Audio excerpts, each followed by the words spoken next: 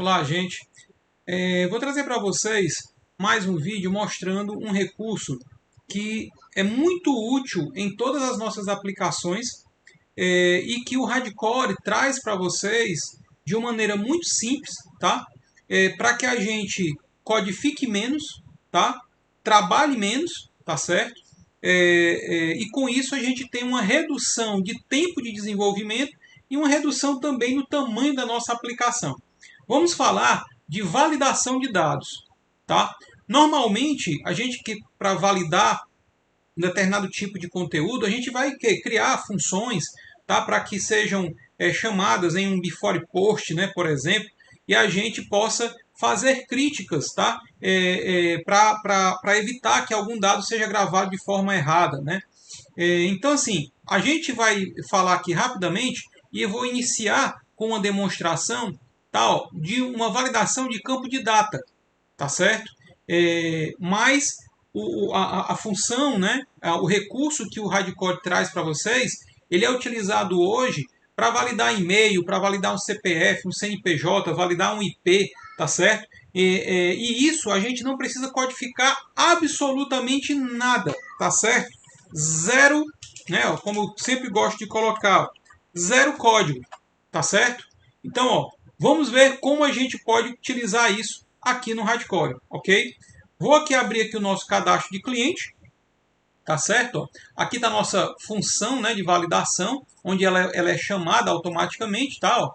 E aí, no nosso campo aqui de data, por exemplo, ó, eu vou apenas colocar aqui na nossa propriedade hint o nosso pseudo comando, valid, tá? Ó, e seguido do atributo date, ou seja, eu quero que esse campo seja validado e o tipo de validação dele ó, é que é um tipo data, ok? Apenas isso, gente. Eu só preciso fazer isso. Tá? Aqui nós temos um cadastro de cliente que foi herdado do nosso CRUD, tá? O nosso CRUD padrão. Tá? Então, no meu evento aqui ó, de confirmação de cadastro, eu não tenho nenhum código. Por quê? Todo esse processo está lá no nosso CRUD tá, de herança, ok? Então, gente, ó, vamos lá ver o que acontece né, aqui no Radcore para fazer a validação da data. Então, ó, vou vir aqui no meu cadastro de clientes, tá certo? Ó, vou alterar e vou pegar, ó, vou deixar aqui a data em branco, tá? Ó, e vou confirmar. Pronto, certo? Ó, o campo que foi validado, ele fica já marcado aqui em vermelho, tá certo? Ó, e vem uma mensagem padrão, tá? Ó, data inválida ou em branco, tá? Ó, dou OK e aí ele impede que a gravação seja continuada, sem codificar nada, gente, ok? Ó, então vou aqui agora só colocar uma data, confirmo e pronto, tá feito né, o cadastramento né, dessa informação. Então, gente, todo esse processo aqui, ele é muito simples. Tá? Ó. Por exemplo, aqui no campo e-mail comercial, ó, eu coloquei uma validação. Ó. Eu coloquei para validar o e-mail, valid e-mail, e eu tenho um atributo extra, no blank. Aliás, desculpa, not blank. Tá? O que é isso?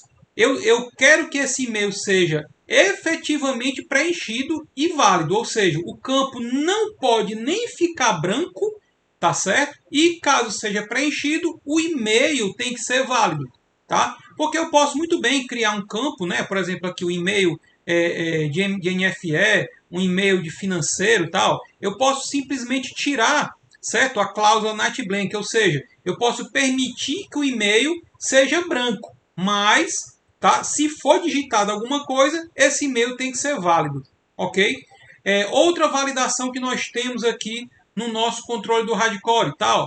A questão de um campo CPF CNPJ, onde o mesmo campo pode ter os dois conteúdos, que vai depender de quem? Ó? Vai depender aqui desse meu campo aqui, ó, PFPJ, tá? Se o meu campo aqui é pessoa física, eu vou digitar aqui um CPF. Se o meu campo é pessoa jurídica, eu vou digitar um CNPJ, tá?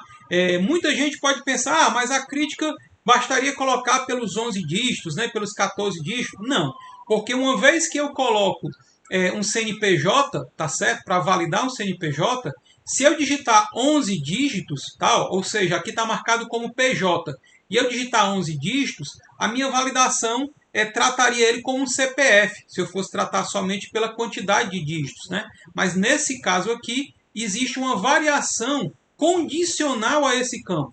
Tá? Então, o nosso recurso de validação dinâmica, gente, ele permite criar validações condicionais. Então, como vocês podem ver, eu criei aqui, ó, valid CPF CNPJ, tá? Ó. Usei aqui um coringa, né, que em algumas linguagens a gente utiliza como o AND, tá? Então seria o campo é de tipo pessoa, que é esse campo aqui, ó, certo? Ó, vai ter o conteúdo F ou J. Ou seja, eu vou fazer a minha condicional de validação dependendo do conteúdo desse campo. Tá certo? Então, ele vai automaticamente referenciar o conteúdo desse campo aqui sem eu escrever nenhuma linha de código. Ok? Então, gente, todos esses recursos que a gente está vendo aqui, ó, se eu colocar aqui, ó, tirar aqui 2 dígitos do meu CPF, tá, ó, CPF inválido. Tá, ó. Se eu mudar aqui para pessoa jurídica, ó, a máscara também já mudou aqui, ó. Vou deixar aqui incompleto, ó. Ele já muda a minha mensagem, ó. CNPJ inválido, tal. Então vou completar aqui, ó, 6164, tal, meu CNPJ, e aí a gravação é executada. Ok? Vou alterar novamente aqui, 525988038, para não alterar aqui o conteúdo do que a gente está demonstrando. Então, da mesma forma como eu falei para vocês, ó, eu vou ter todas as críticas, tá certo? Ó, vou botar aqui, ó, diretoria, e vou confirmar. E-mail inválido. Tá, ó. Vou botar aqui diretoria, tá certo? Ó.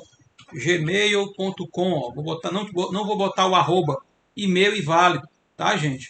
Então, todos esses recursos, gente, ficam dinamicamente aqui dispostos para a gente programar menos, tá certo? Reduzir o tamanho da nossa aplicação e conseguir desenvolver mais rapidamente e atender nossos clientes, ok?